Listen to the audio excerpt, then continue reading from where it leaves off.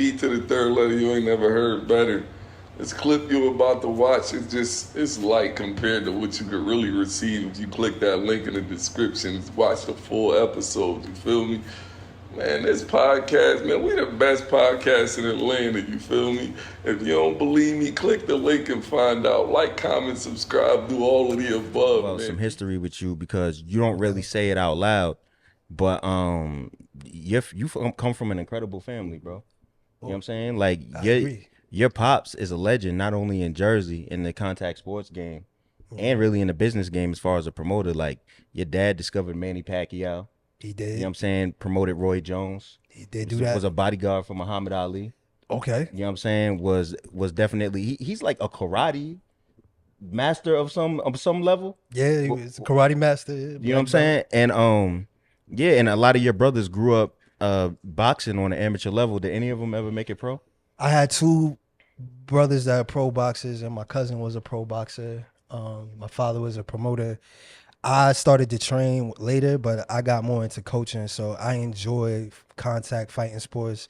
And then I found out I like more than just boxing. I like striking in general, so I got into kickboxing and all that. Shout outs to my man Paul, you know him, Paul 5X. We did his first amateur fight like in 2020.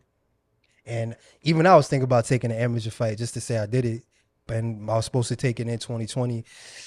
Then the world almost ended. I took it as a sign from God. I was like, yeah, I'm getting to this podcasting. You know what I'm saying? But yeah, I have extensive history with fighting. Like, it's funny you say, why did you use the word contact sports? Because I know you're into the MMA stuff now.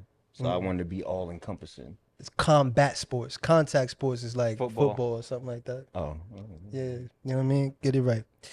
But yeah, I hate this nigga. yeah, combat sports is in general is just something that my family's always been a part of. So like, my father, if I could brag on that brother, he joined the Nation of Islam. What's your father's name? Murad Muhammad. His name was Paul 5X because he was the fifth Paul at the temple. So he didn't know his last name, so they gave him the X. You seen the Malcolm X thing. Peace to the gods. Peace to the gods. And so he became Paul 5X. They policed themselves, so they wouldn't count on the white man for anything. So my father dropped out of high school in 9th grade, and he went to school at the Nation of Islam. And they taught him how to hustle, but not like hustle like drugs and all that, because they didn't believe in that. But he would sell jewelry, he would sell newspapers. He ended up opening 3 barbershops. He had 3 restaurants, all this kind of stuff. And also, you had to learn how to fight. So he was in the FOI. Those are the dudes you see with the bow ties, and they do the security and everything. So he had to learn how to fight. So once he learned how to fight, he ended up becoming security for Muhammad Ali, or Cassius X at the time. And then he went and traveled the world and realized like, yo, this is beautiful. I want to keep doing this.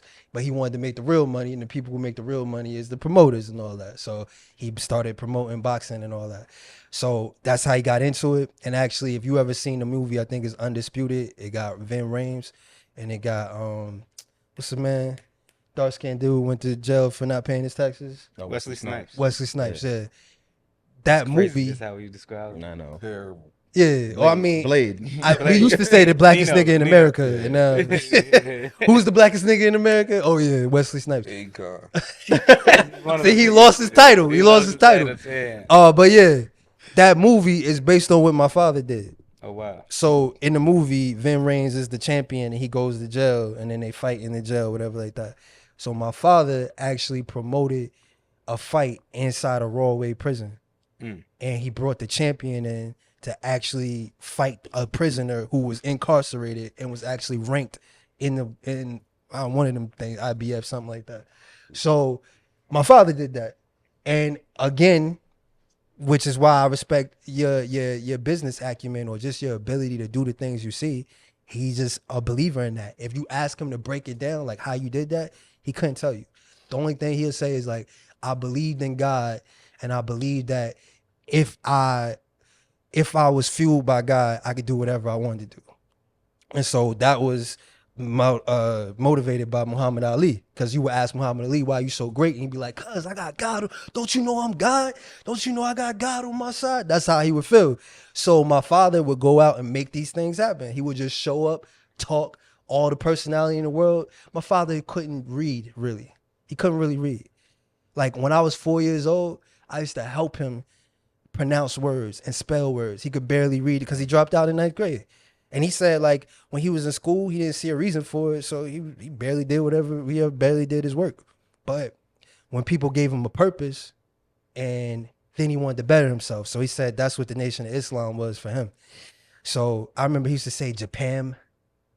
I'd be like, that is Japan. He was talking about the country, Japan. Yeah.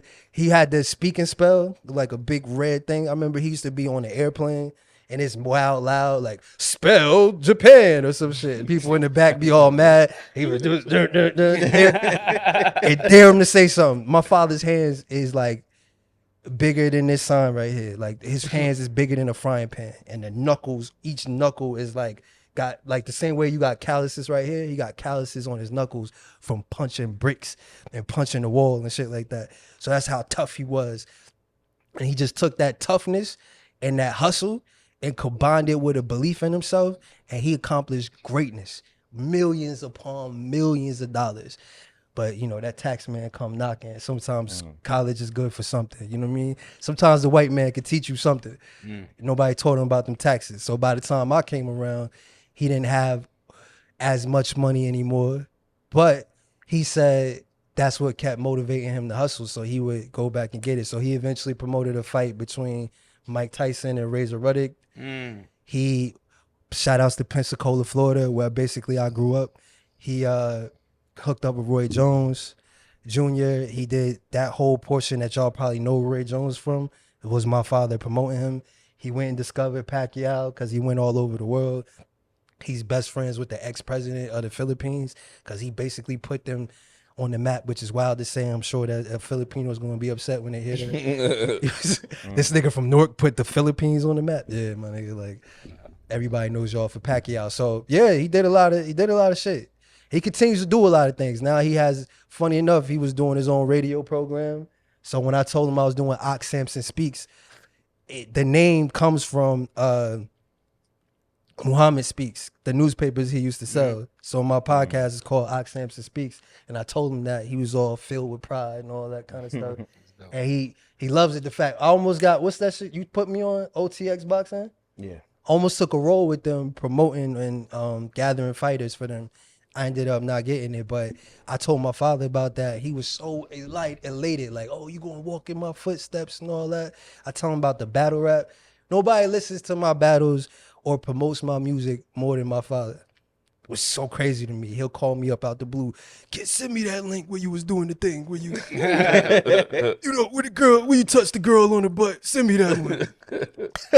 And I send him the music video and shit. So, yeah, shout outs to him, man.